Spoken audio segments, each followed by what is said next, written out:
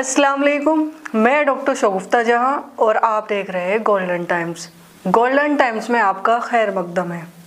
रमज़ानुल मुबारक, वही महीना जिसके आते ही मस्जिदों की रौनक बढ़ जाती है, दिलों की धड़कनें नरम पड़ जाती है और इंसान अपने रब के सामने कुछ और झुक जाता है।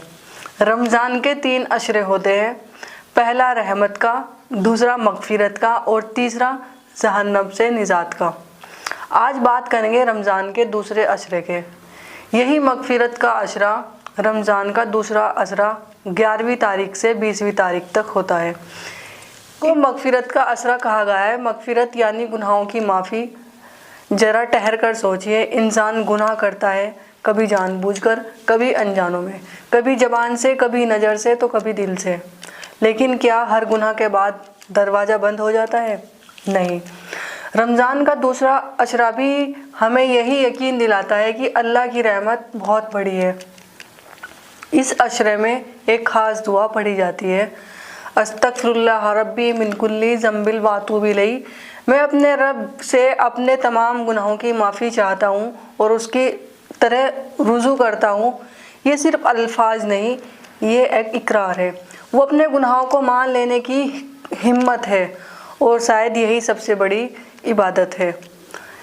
क्या हम सिर्फ ज़ुबान से अस्तगफिरुल्लाह कह रहे हैं या सच में अपने किरदार का हिसाब भी ले रहे हैं? मगफिरत का मतलब सिर्फ ये नहीं है कि अल्लाह गुनाह माफ़ कर दें। मगफिरत का मतलब दिल का साफ़ होना, नफ़रत का कम होना, घमंड का टूटना और इंसान का इंसान के करीब आना। अगर हम रोज़ा रख कर भी झूठ बोल रहे हैं, नाप तोल में कमी कर रहे हैं, रिश्तों में तलखी फैला रहे हैं, तो फिर हमें अपने आपसे ये सवाल करना चाहिए, क्या हम रोज़े का हक़ अदा कर रहे हैं?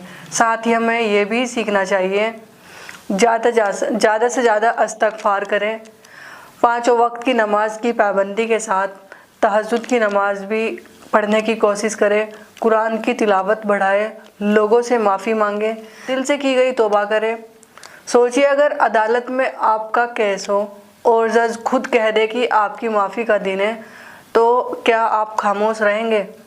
रमज़ान का दूसरा अशरा भी कुछ ऐसा ही है। ये वो वक्त है जब अल्लाह अपने बंदों को पुकारता है कि है कोई माफ़ी मांगने वाला।